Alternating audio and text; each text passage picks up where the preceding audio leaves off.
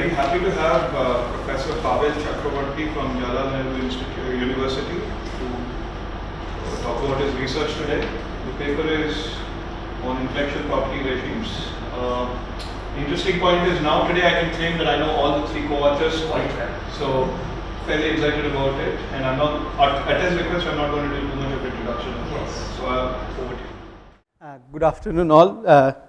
Thanks to first Vishwanath to invite me over at IMB. It's a really nice day to be here. I'm become completely drenched while coming, but it's good to be in IMA. So this is a joint work at Vishwanath says Saurabh Bhattacharya, who is in Royal Holloway University of London, and Chirantan Chatterjee, Indian School of Business. So what do we talk about? So if you see recent theories in firm organization or how a firm is organized, most of the recent theories talk about how globalization or some form of globalization, let's say product market competition or import competition or input trade liberalization, have changed the way a firm is organized.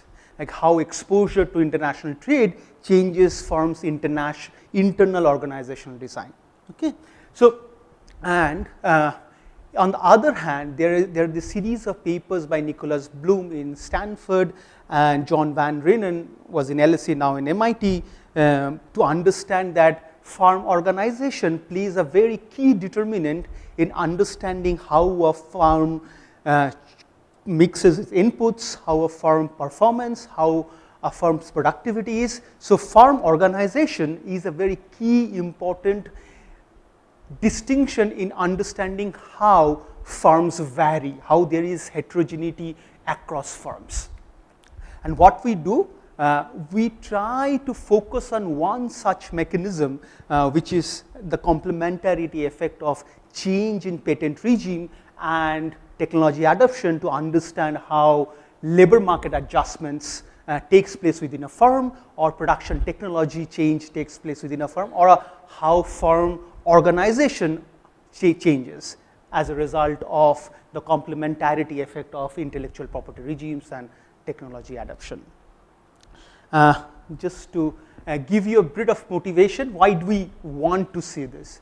So what happened, so what we do, this is for Indian manufacturing firms across all manufacturing sectors, and the data is from 1990 to 2006, and you see a red vertical line in 2002. In 2002, what happened? India became, I'll give again a substantial amount of time to understand what happened in 2002, but what happened briefly in 2002 is that India undertook a domestic patent reform to went from a process patent regime to a product patent regime, and there are several other characteristics India happened. So there is a significant change that happened in 2002, and what we do is see the technology adoption of the firms, which is the sum of the R&D expenditure, ICT investments, import of capital goods, technology transfer, differs after 2002. Everything is growing till 2002 for the low-tech firms and the high-tech firms. And how do I define low-techs and high-techs? Obviously, these are the firms which have technology adoption. Height for the high-techs is above the median of the industry for the firm belongs, and low-techs is below the median technology adoption of the industry that the firm belongs. And if you see this absolutely differs after 2002. The rate of increase of the technology adoption for the high-tech firms increases significantly, whereas for the low-tech firms, it started to decrease. So there has been certain amount of change after 2002 that we see. And if we see the managerial compensation of the firms, the same firms, and if you see both increasing after 2002, but the rate of increase of high-tech firms is much more than the rate of increase for the low-tech firms. So these compelled us to understand that, or to seek or to investigate that, is there any causation or any kind of association between this technology adoption, managerial compensation in conjunction with the time 2002 or not? So, yes. Just a quick question, looking at the trends. Yes. Is there a reason to suspect that something similar happened around 1996, 97? Yes, 94 happened. Because the WTO, India signed the WTO agreement and the tariffs dropped significantly. So there is an effect of the trade that happened, I guess. Because because of the tariffs that dropped in, India was importing a lot of goods. And when importing a lot of goods, you need different kinds of people that have the managers. So I guess that happened for both low-techs and the high-techs. There's a sharp rise in 1994, 1995 that happened in both the cases. But it dropped again. And so it started. The way to interpret that probably, and again, let me know if it is is that at least in pharma, I know most firms were sitting on their products in around 1993 to see which way the 1994 talks would happen, and then there is a release of products into the country. Yes. Right. So somewhere around 94 there was a drop, and then immediately after that it started picking up, and it kind of exploded after 2002-ish. So what we show is we actually run a robustness check using only pharma, the same, and see a counter placebo as a placebo effect. That the entire effect is actually not driven by the pharma, because you anyway try to that patent filings, pharma is driving the results, and that's not the case. It's the other industries that is driving the results. So you run a placebo with pharma. So the other one is, I'm assuming most of the software firms will come under high tech. But these are software. We are manufacturing completely. Manufacturing. Okay. So these two things gave us the motivation to see if there is some kind of effect going on. Now let's just spend a little bit of time in understanding how this literature came about. So the first paper that came about in organizational economics, or in other words, some people say personal economics, is a paper by Garicano in 2000. So the Garicano poses a simple question: what does a firm do? So firm solve problems. That's the main functioning of a firm. And a firm is a knowledge-based hierarchy where managers provide knowledge to a firm, because production requires knowledge. Okay, and managers solve less common problems, whereas the production workers solve common problems in a firm. And this solving of the problems changes when a firm invests more in technological adoption or some kind of exposure to the external market. So that when firm has an exposure to the international market, a new set of problems that comes to the firm. And to solve this new set of problems, the firms basically hire managers to solve this kind of problems. So that's the basic idea. And this picked up by Nicholas Bloom and John Van Reenen in a series of papers to say that management or managerial practices have a significant determinant of firm performance. And I'll just give you two papers very briefly. This is the first one. In 2007, they designed an innovative survey tool to collect management practice data from 732 medium-sized firms from OECD countries to show that managerial practices are significantly associated with firm-level productivity and profitability. And in 2013, the series of co-authors, they ran an experiment in Mumbai on Indian textile firms. So what they did was they hired a management consultancy firm for 3 years. And they took a set of control firms and set of treated firms. And they gave management consultancy to a set of 28 firms. And after 3 years, they compared the firms which had management consultancy and which had not, and show that adopting these managerial practices actually raised productivity of the firms who had these managerial practices by 17%. Through improved quality and efficiency. So the management for firm management is an important criteria to understand how a firm differs in their performance. Okay.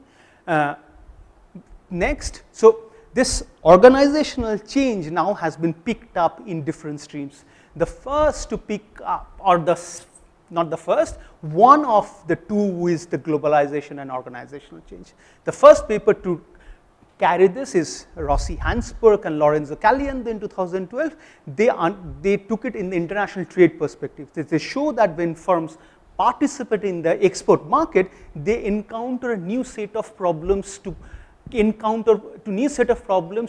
sell their products in the export markets. Let's say they go to a export fair, and to invest in this distribution channels, they need different kinds of specialized people who understands to how to invest in these distribution channels to set up a production network or to set up a marketing network. So for this, exposure to the export markets arise a new set of, again, not so common problems, and this raises the demand for managers. So this was the first actually to link trade and organizational change.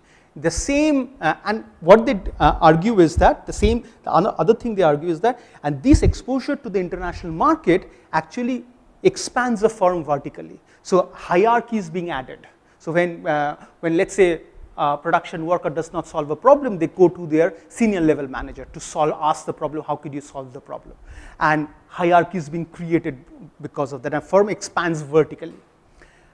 And there's another paper by Chen, who is actually a student of Rossi Hansberg, and Chen showed that in a when firm faces import competition in a monopolistic competitive setup, firms actually flattens over time. The span of control increases. The hierarchy is being dropped, so the number of positions between the CEO or the entrepreneur and the firm level managers drops down. So you have two different kinds of scenario that international trade actually could also flatten a firm, could also expand a firm vertically. It depends how do you set it up.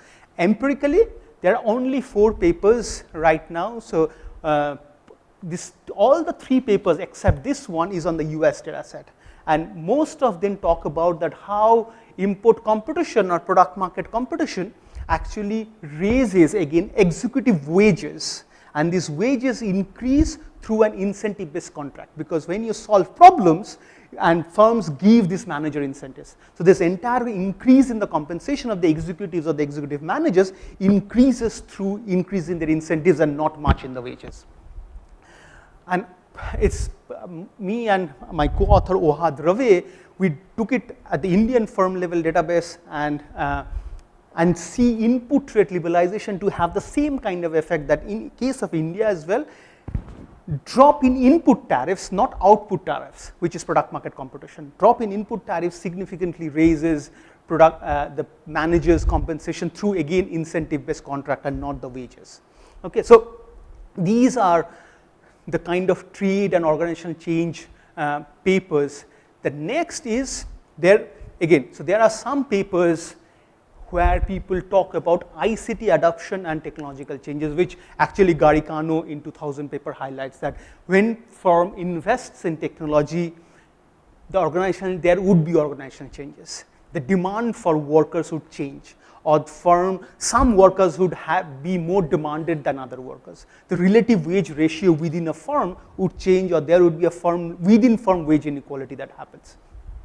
But as of now, most of the papers, as highlighted in the handbook of organizational economics, is that the essential difficulty facing a large sample empirical research has been the ability to distinguish between association and causation. So all these papers, they actually also say very directly that we find very robust correlations between technological adoption and organizational change. It's not the causation that technological adoption is actually changing organizational changes. And in some cases, a failure even to think carefully about this distinction. So we come here to find out a quasi-natural experiment to find out that actually how the complementarity effect of patent change, technological adoption changes the organizational design within a firm. And in case of the intellectual property and its consequences, so there has been a lot of study on IPR, like lot of studies. I couldn't even put. But most of the IPR studies is related to the innovation, incentives to innovation. That incentives to innovation has increased how are firms doing in terms of innovation expenditure or filing of patents. And changes in intellectual property rights and impact of within firm changes remain under examined. So there are very, very few papers, or there are like couple of papers who have looked at within and between firm wage inequality, firm management, organizational design because of a change in the patent regime. And we try to contribute to that. So what's our contribution? So the main is whether how changes in intellectual property regimes lead firms to restructure their management or organization. Basically what we do, we aim to see how the share of managerial compensation or the relative demand of managers or executives, how do you call it, responds to the changes in innovation policy or incentives to innovation. And with this, we do 4 important contributions. We basically, to the best of our knowledge, this is the first paper to look specifically the effect of changes in intellectual property regimes on firm management or organization. And what we do, we focus both on within and between firm inequality to see how within firm wage inequality and across firms wage inequality changes because of this intellectual property regimes change. And we go beyond usual correlations to find an experiment to understand what is the causation between technology adoption in complementarity with intellectual property regimes and firm management. And this is also, so managers are also skilled people. So we contribute a bit in the literature on the skill premium in developing countries, but these are not the entire skill premium you're talking about. These are certain kind of skilled people in the entire skill set in that we are talking about, but yes, this is also a contribution to the skill premium in the developing countries literature. Yes? Pavel, I'm sure you're going to talk about it a little later. When you're defining firm management, how are you defining it? Because I know that IPR is exogenous change, and firm management would be the endogenous change that you're looking at. So firm management, we are talking about the compensation. Compensation. And we not only compensation, we are talking about extensive, intensive, both. So we'll show the number of managers changes, we'll show the average compensation changes, we'll show ratio changes, we'll show absolute level changes. Okay, so the composition changing will be what we call as organizational change. Now, what we have called organizational change is, so we are looking at both two sides of the firm, like if the complementarity effect, the IPR change effect is helping a firm flattening over time or vertically increasing over time. So that's the design you are talking about. So we have, once I go to the data set, you will understand why I'm, and we do this using this novel data set on Indian firms, which reports very detailed data on managerial compensation by different management layers. And across all the manufacturing firms, it spans over 15 years of time. We'll then have a time kind of a control treated group, and we use this patent regime change from process to product of 2002 as a quasi-natural experiment. And we focus on two main questions, that how does intellectual property regimes affect firm management, and if it does so, how does it change organizational design? Because when you accommodate managers within a firm, the firm has to change, the design of a firm has to change. How does it change the design of the firm? Yes. Sure.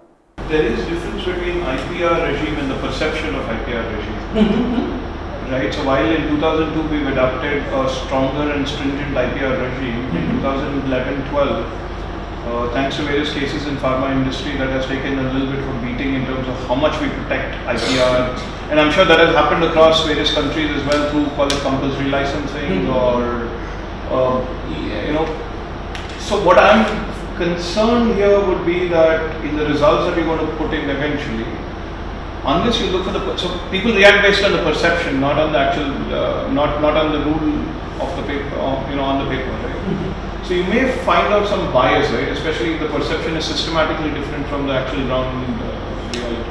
Yes. So yes, absolutely. So in that case, so I'll show you in the robustness checks. What we do is we do an ex ante ex post approach. So we see if what you are saying, if the regulation was being anticipated before, so we do not see any effect before 2002 that is happening, and we just see accumulated effect that happens after 2002. Well, I'll show you this in the robustness check. Absolutely. So findings very briefly, what we see very significant rise in the share of managerial compensation due to change in intellectual property regime, especially for the high-tech firms which are a priori high-tech because of the significant investments in innovation after the reform, and it leads to differences in hierarchies or the organizational change and design changes over a firm. So the data set, what we use, so this is called the prowess data set, which is maintained by Center for Monitoring of Indian Economy. it's a panel information from income statements and balance sheets of the firms for all the listed companies in the Indian Stock Exchange. It gives around for 70% of economic activity in the registered industrial sector, 75% of corporate taxes, and 95% of excise duty, which is pretty representative of understanding an registered industrial sector. And do not need actually unregistered industrial sector in this case, because the firm management or the design of a firm is not clearly defined in case of firms which are in the unregistered industrial sector. This is advantages. Basically, it's a firm panel of firms, so you can actually track the firms over time to know how firm management or design changes. It gives detailed product level information at the firm level to understand what the products produced by the firm, and it suits our period of concern. So the main part is here. So prowess gives very detailed compensation information and employee compensation divided into managers and non-managers. And again, the managers are divided into top management, which are the executive directors, which is the CEO, CMD, managing director, chairman of a firm, who have executive powers within a firm. And the other one is the middle management, which are the directors or the head of the divisions within a firm. So these are, and it also gives the names of the managers by different management levels. So what we have is, we have 3 different layers of within a firm, and we know how these layers are changing over time. So this top management, middle management, and the non-managerial. Yes, we are not doing very great. You can also see that many firms would have several managerial layers within a firm, and they may not be compared across firms because the classifications of the managers by different managers by firms. But when the firms, because these are all listed firms, and the stock exchange has some norms, so when the firms reports their information, they kind of aggregate these managers to one level which is similar across in the management positions. So yes, we are not doing great, absolutely, but the most of the layers that has been shown within a firm is a French level data set by Caliendo again. These are 4 layers, so we are not doing great, but not very bad either. And we use this relative managerial compensation by total compensation as the outcome of interest, as we call is the relative demand for managers or the executives. We do a simple cross validation of the data set. What we do is randomly select 20 firms and go to their annual report and go to the prowess data set and to see if this matches, if there has been any problem in reporting the managerial compensation or directors remuneration or number of executives, and we do not see that the correlation coefficient is almost 1. So if there is no problem that an understanding that the firms are reporting different kinds of managerial compensation in the prowess rather than what is reported in the annual report. So this data set is probably from 1990? It starts from 1990.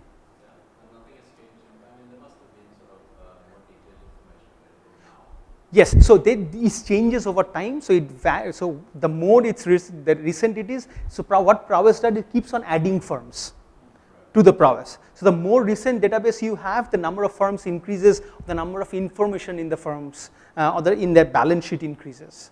I thought prowess's main source of information itself is annual reports. It's annual reports. Yes. Yes, so people might have argued that managerial compensation, because there could be some, they do not want to disclose information, but they come actually from annual reports. Annual reports. So we just do not want to, because nobody's used this, so people may doubt it. So we just do the simple cross validation to say that we are good, we are doing good. There is no under-reporting or over-reporting of the managerial compensation.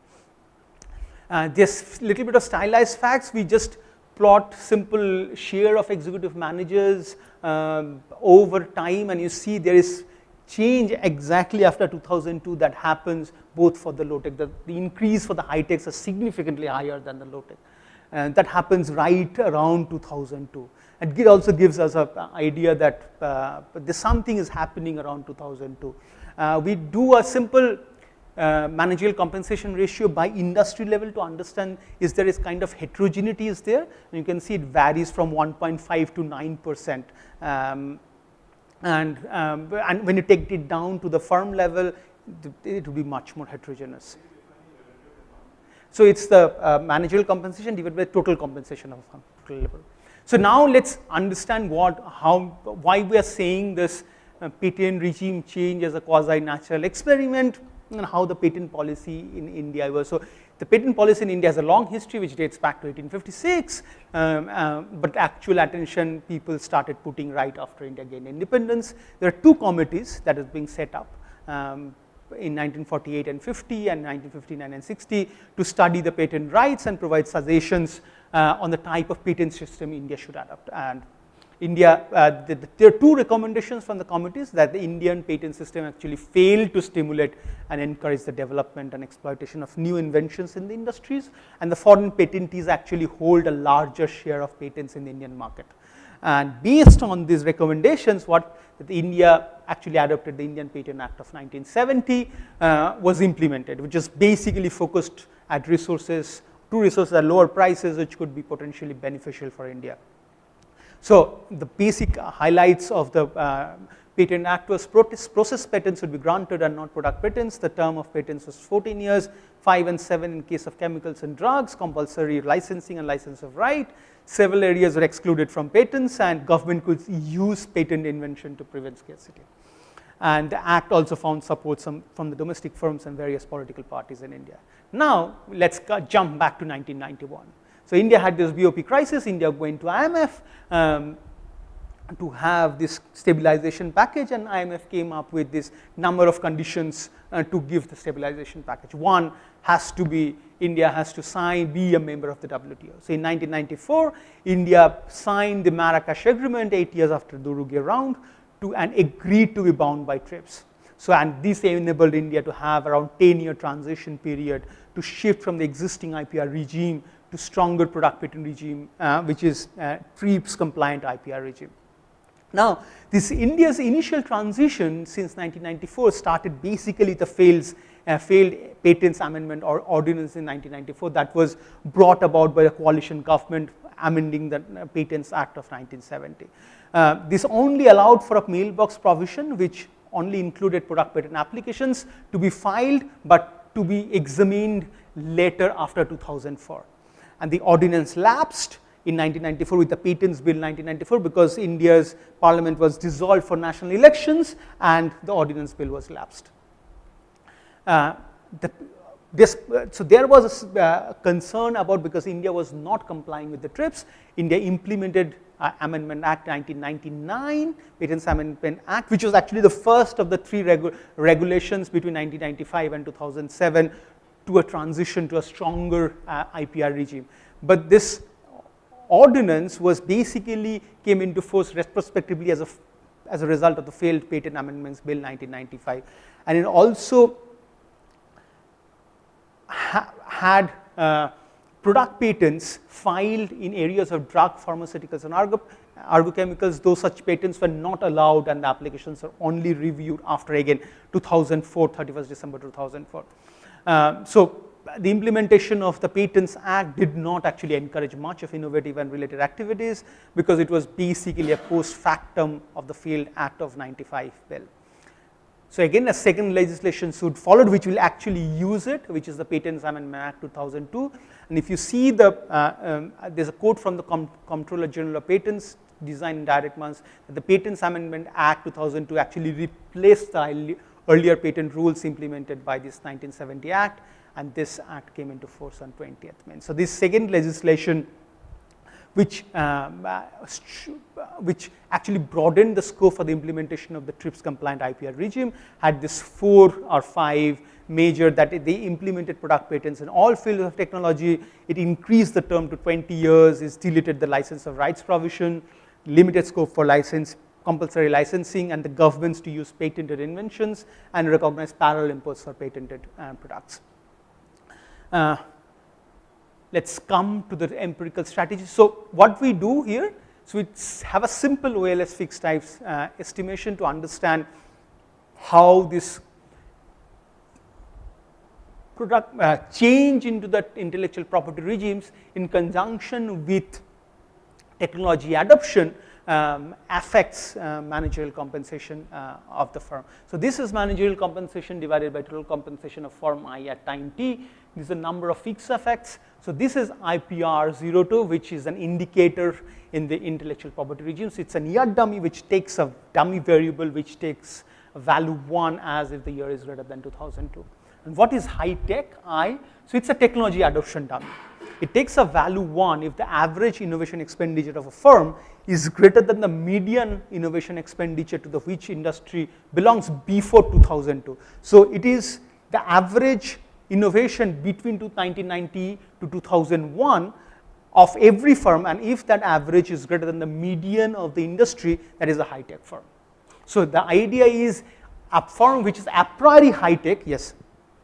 So innovation expenditure is how stable is that? Because contracts That's why you take an average over time, because it goes up and down. And we also check with the initial innovation expenditure at 1990, so that there would be no endogeneity and the results are the same.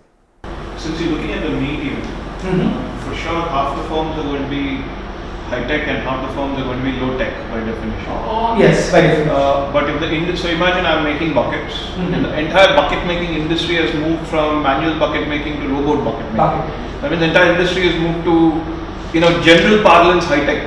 But nonetheless, your data set is going to capture half of them being high tech and half of them being low tech. Yes. Did I get that correct? Absolutely. Okay.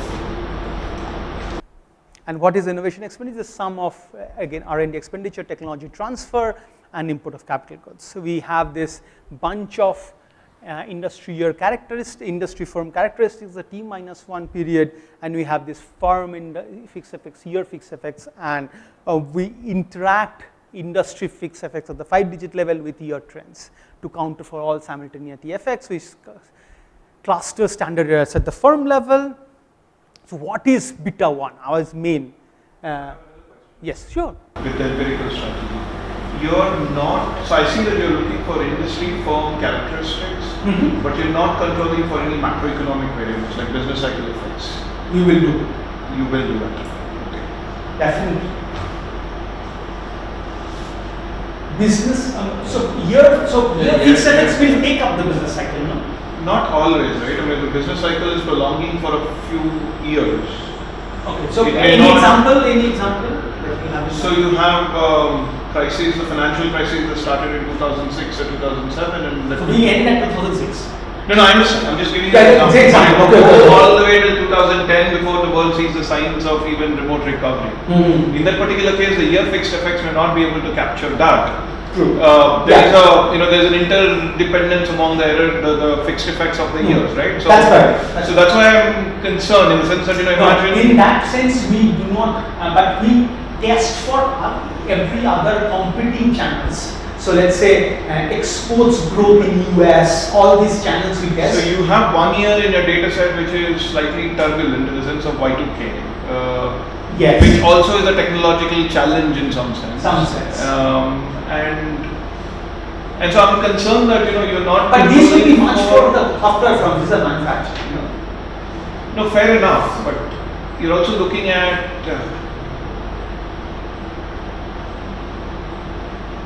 And these are mostly managers, and these are actually not the administrative managers. These are not HR or the administrative position. These are could be marketing or other kind of managers, which actually deal with the production direction. So, but if you had a crisis, a particular financial crisis in a particular year, wouldn't it also affect the way managers' compensations are made? Yes, absolutely. And the year fixed. Absolutely. And if there is a prolonged impact, so just to give you a small example, if let's say there's a government election that happened in 2004, and the anticipation of election probably has begun in somewhere in mid 2003, 2004ish, right? So you're going to have some kind of an effect on the managerial compensation decisions, the prospective managerial compensation decisions that are going to be carried forward for next 1 or 2 years. I'm pretty sure the placements in many of these schools and all that stuff will also hit. Because the industry was not able to anticipate what kind of government was going to come in the future. Sure. So the same thing happened with the 2014 election as well, right? Yeah. So that's why what we do, we use this alpha JT, which is industry fixed effects by year trends. interacted. So every industry's anticipation of the time, how the time events will change, would be absorbed by this industry fixed effects with time trends. That's how we argue. But I take your point for sure. Absolutely. We need to think more about on this. So if you had something like a GDP and the GDP deflator, just for the sake of argument, as one of your control variables. No, we actually, so all the control variables are deflated by GDP at 2000, GDP deflator.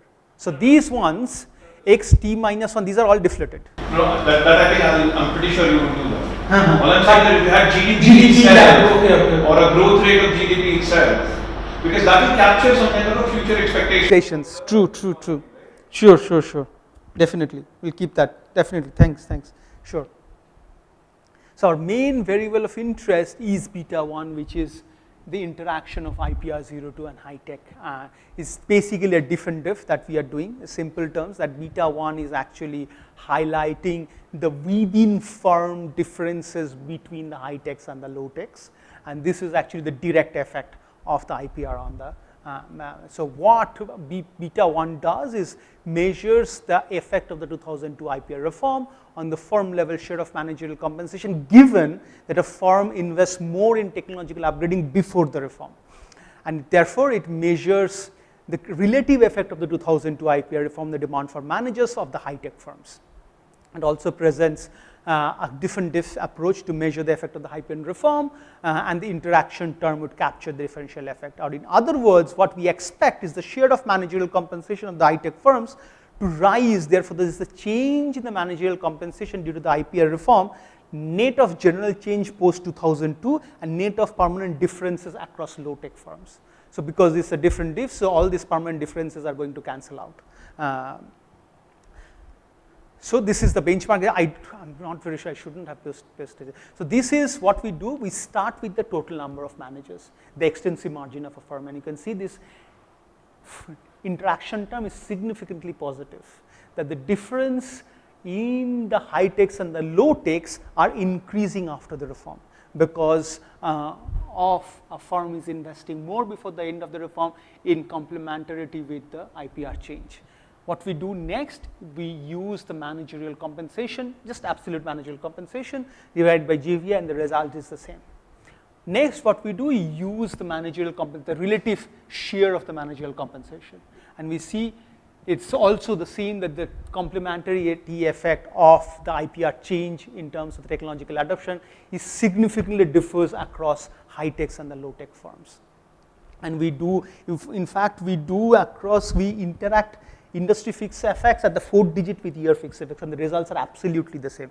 In the last one, what we do, use an average treatment effect, because what we define is like a pseudo treatment in the control group, and sometimes it biases the results. An average treatment effect would obviously pick up, then you can see the results does not differ, it's absolutely the same. Lastly, what we do, you use the average managerial compensation, that how the demand for the managers actually changes, and it's the same, that the average managerial compensation is also changing. One small question. Do you also notice that the so-called high-tech firms are also producing greater amount of intellectual property? Do you notice that in the data? That's what I'm trying to ask. Intellectual property by what? So the high-tech firms post 2002 is filing more patents? Yeah. So we have now actually matched the data to do the patent filings. We haven't done it, but I have the data set right now matched to do the next step, to do the patent filings. And it's so because what you're saying is theoretically possible if the intellectual property is also going up. So what we are seeing here, we are just talking about the input side, that the production technology, or so let's just go to the next slide. So there are two effects here. One is a direct effect. So let's say innovation, incentives to innovation increases, you employ R&D managers. That's the direct effect. So there could be two effects. The other one is an indirect effect, which we are talking right now in the input side, that the tech you have. So let's go to this tag. So you can see this is R&D expenditure between high tech and low firms is the same. This is the direct effect. that the high-tech firms are increasing R&D with respect to the low-tech firms, they are R&D managers. Okay, now let's go to the technology transfer, and you can see the same effect. So this is foreign acquisition of technology, adoption of technology. And you can see it was dropping actually until 2020. It significantly rises, bump 2020 is the same. It just drops post 2002, and the same happens for import of capital goods. It was dropping and it booms in 2002, and it's the same. It was dropping, and it rises a bit. So what we are talking about, this is basically change in the production technology. So this is indirect effect. What happens, when there is a change in the production technology, the firms had this new set of inputs that coming into the production technology to produce new kinds of outputs. And for this, the firms need much more people who have this specialized knowledge to use these inputs into the production technology. And all these inputs, so this is a table to understand the possible mechanism. So this is what I did was, so this is India's trading partner in terms of imported capital. So you can see 82% of the imported capital came from OECD countries. And the imported capital goods are of very high quality and R&D intensive when they come from these OECD countries. And this opened up a new set of problems within the firm in terms of production technology. Okay, and this may have demanded more managers because the high techs were doing much more than the low techs, this one, given the previous diagram. And this created the inequality between firms in post-2002 period. Yes, we do not, you may be right in thinking that we do not have the data right now to show that the managers are actually doing complex works. I guess no data set exists like that. They can actually show that the managers. What we are trying to show is the indirect evidence that there is this happening, and this is the conjunction effect of the IPR change. The technological adoption is happening because of the IPR change, and the managerial compensation is increasing. So the complementarity effect follows this way. So what you are essentially saying, if I understand it, is that with better IPR comes better production technology. That's, I think, the conclusion of the paper. Right? Yes. So far at least. Yes, absolutely. So we are talking absolutely about the input side. So we are now, patent filings have the data, we'll include, then we are talking about the output side. And if the output or input matches, everything is fine. That they are doing more intellectual property because of the managers, we are good. So it's just what we are saying now, the production technology changes. Firms are using much better technologies post-IPR period. The difference between the production technologies between the low techs and the high techs actually increases. There's a paper by Aguillon in 2005 in competition and inverted hypothesis. So what he argues is competition is actually increases the inequality of innovation between technological leaders and technological ladders. It's supposed to decrease, but it actually increases because the technological leaders, which are a priori, the competition can invest much more when the innovation rates go down after the competition. I guess we are showing in kind of a monopoly setup because patents is giving you some monopoly rights over your product. So in kind of a monopolistic competition or monopoly setup, it happens the same. That the difference between the firms, technological leaders or technological laggards, increases. We divide between middle managers, top managers, results are the same, both increases. What we do next, we divide it between wages and incentives. Just see this column. So for all managers, we do not find any effect, actually, do not find. And just focus on this column, that the entire effect actually comes from the incentives. That gives you an idea that firms are actually opening up encountering new set of problems that the managers can only do. The entire compensation effect is actually done by the incentives contracts, and you can see the middle managers are mostly driving this. So what happens when there's a problem in the production technology, the production workers cannot solve these problems, and they go to this middle management level to ask for these problems to solve it. It's a moral hazard problem, and for that the middle managers are increasing. Because they are the next to encounter the problem after the production workers. So how are these incentives reported? So these are 4 categories like bonuses, commissions, contribution to provident fund, and there's one more. It's these bonuses commissions.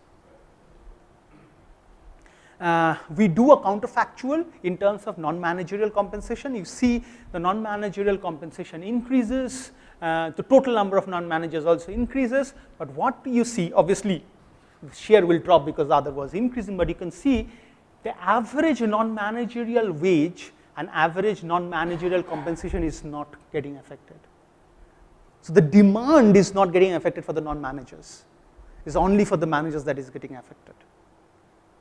We test for different other channels. So this is the trade channel, input tariffs and output tariffs interacted with high techs, nothing changes. We use input competition effect in terms of input competition from China, nothing changes. We use the export market competition in terms of competition in the US, nothing changes.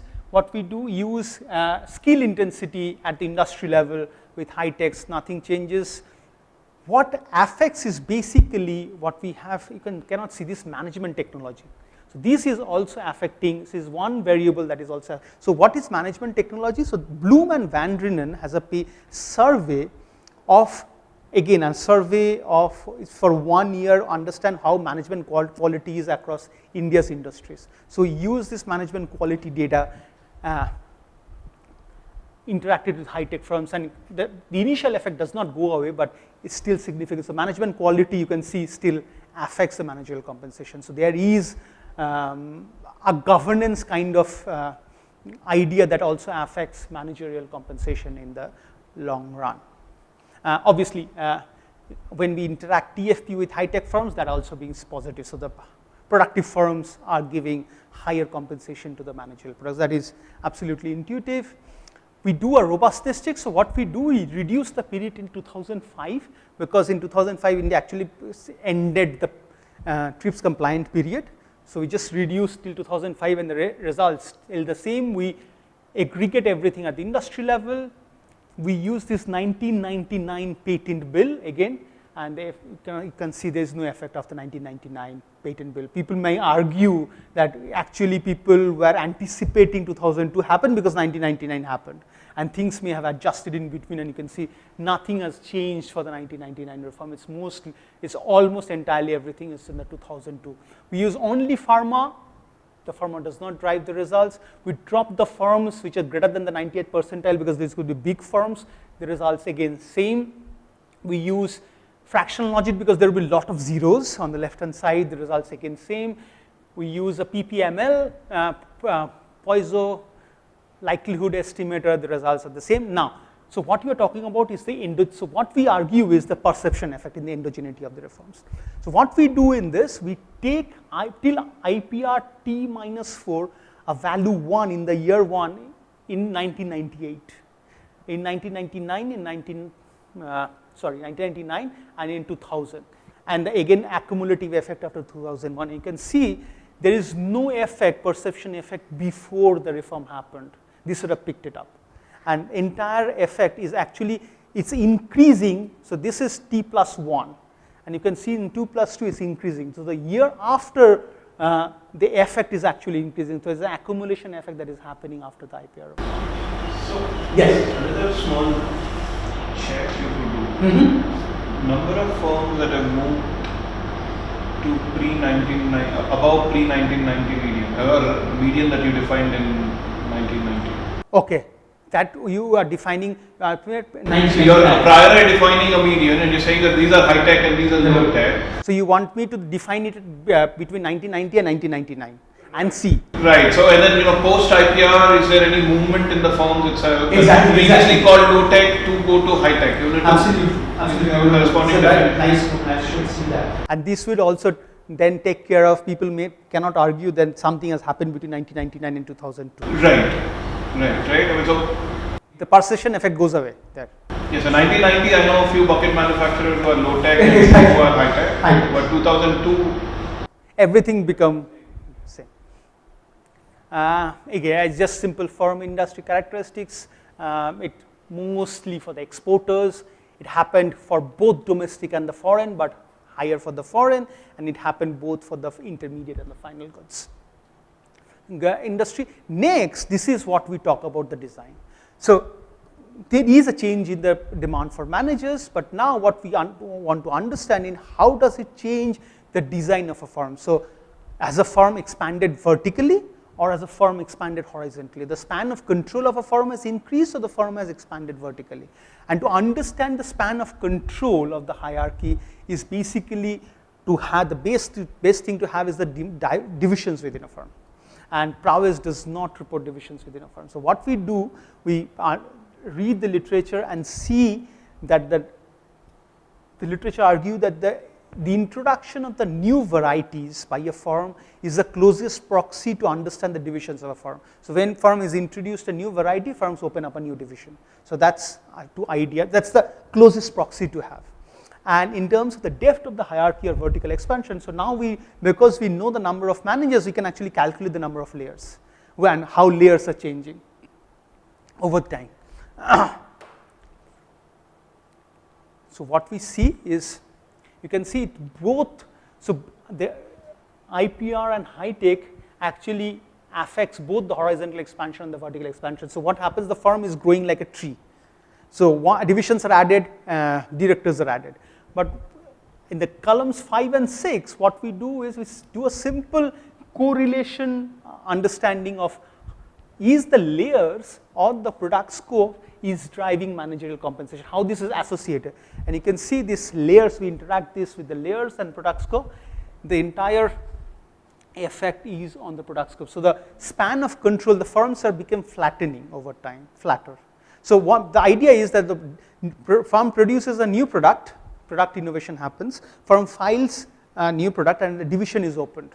When a division is open, I guess then a manager comes in to supervise this division. So the basic managerial compensation is driven by the change in the horizontal dimension of a firm and not the vertical dimension of a firm. We use this case for India to understand how the changes in intellectual property regimes on the demand for managers, and we find significant evidence on managerial compensation due to increase in incentives to innovate, especially for the high-tech firms, and change in the innovation policy led to a 16%, around 16% relative managerial compensation in the firm.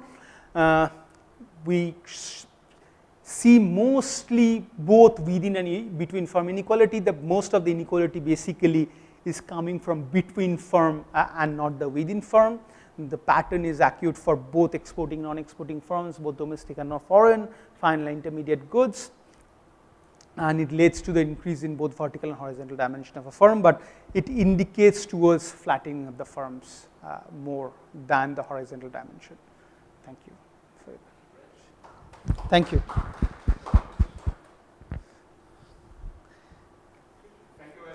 Thank you.